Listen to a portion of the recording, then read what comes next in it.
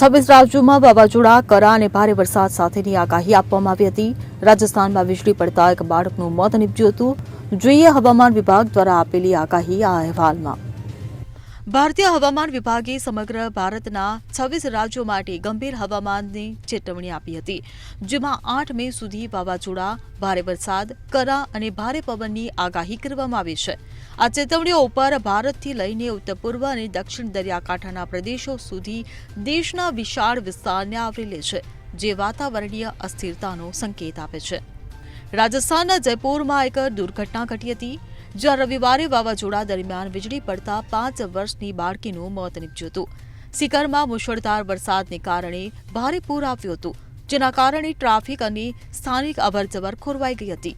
હવામાન વિભાગે પશ્ચિમ રાજસ્થાન માટે ઓરેન્જ એલર્ટ અને પૂર્વીય ભાગો માટે યલો એલર્ટ જાહેર કર્યું છે, જ્યાં હવામાન વધુ તીવ્ર બનવાની સંભાવના દર્શાવે છે.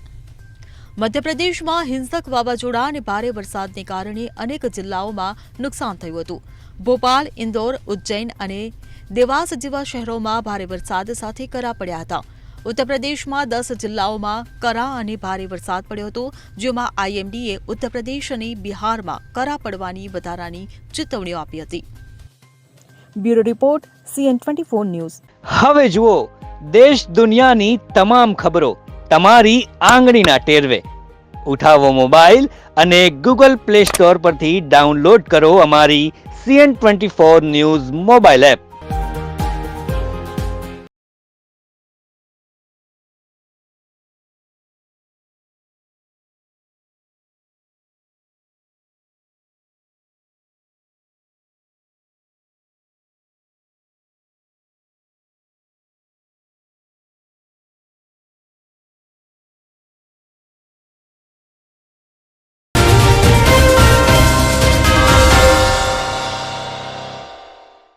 RSSના વડા મોહન ભાગવત તાજેતરના એક ભાષણમાં કહ્યું હતું કે જાતિ વ્યવસ્થા એક ભૂલ છે અને તે પંડિતો દ્વારા સર્જન કરવામાં આવેલી રચના છે.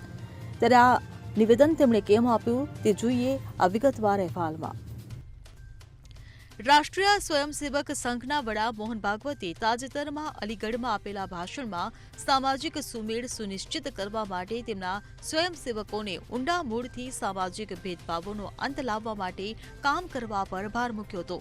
તેમણે સૂચવ્યું હતું કે આ સિદ્ધ કરવાનો એકમાત્ર રસ્તો એ છે કે બધા માટે એક મંદિર, એક કૂવો, એક સ્મશાન હોય. ભાગવતે જાતિ વ્યવસ્થા અને જાતિ આધારિત ભેદભાવના અંતની હિમાયત કરી રહ્યા હતા. ભાગવતે વધુમાં જણાવ્યું હતું કે જાતિ વ્યવસ્થા આપણા પૂર્વજોએ ભૂલથી બનાવી હતી.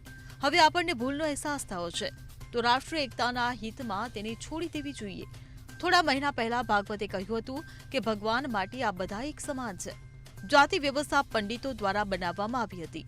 તેમણે કહ્યું હતું કે આપણા ઈશ્વર માટે આપણે બધા સમાન છીએ, કોઈ જાતિ કે સંપ્રદાય નથી. આ ભેદભાવ આપણા પંડિતોએ કર્યા છે.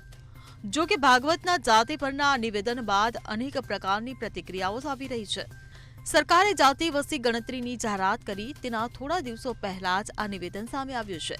લોકો પોતાના અલગ અલગ મતાંતર લગાવી રહ્યા છે.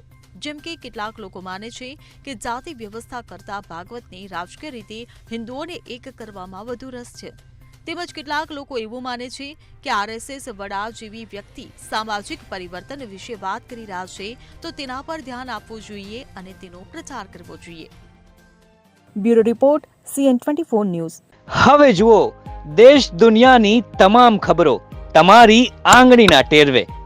ઉઠાવો મોબાઈલ અને Google Play Store પરથી ડાઉનલોડ કરો અમારી CN24 ન્યૂઝ મોબાઈલ એપ.